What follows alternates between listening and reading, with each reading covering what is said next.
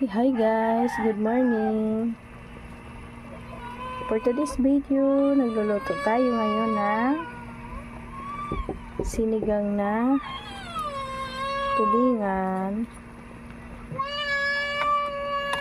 Pinirito ko muna siya bago ko siya gawing sinigang para masarap. Ayan guys.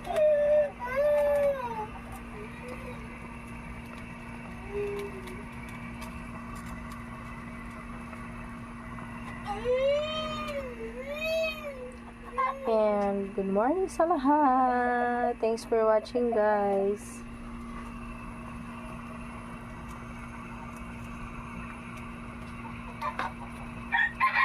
Tikman na natin guys kung anong kulang sa kanya. Nilagyan na natin